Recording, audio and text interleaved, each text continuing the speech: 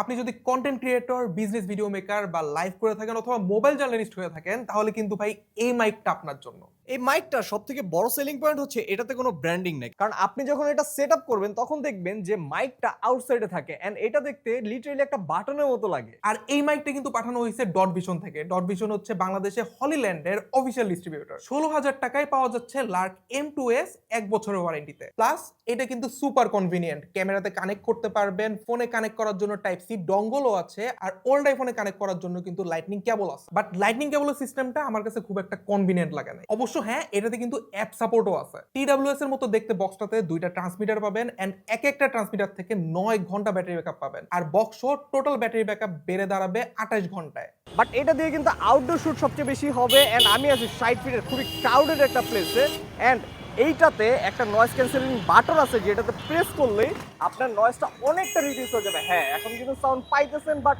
অনেকটা কম। And sound টেস্টের জন্য কি বলা যায়, সাবস্ক্রাইব করে রাখেন এটিসিকে। আরেকটা জিনিস সেটা হচ্ছে যে এটার রেঞ্জ কতটুকু। এইটুকু ডিস্টেন্সে হয়তো শুনতে পারতেছেন, খালি এইটুকু ডিস্টেন্সে না, পুরো ৩০০ মিটার পর্যন্ত এটা সাউন্ড ট্রান্সমিট হয়। সাউন্ডও সেই পাবেন ব্রো, 24 বিটে রেকর্ড হইতেছে। ভিডিও রেকর্ডের পর এডিটের সময় কিন্তু একটা ভালো আউটপুট পাবেন। সো এই মাইকটা কিনতে চাইলে চলে যেতে পারেন ডট ভিশনের ওয়েবসাইটে, আর বিস্তারিত জানতে ঢু মারতে পারেন তাদের ফেসবুক পেজে।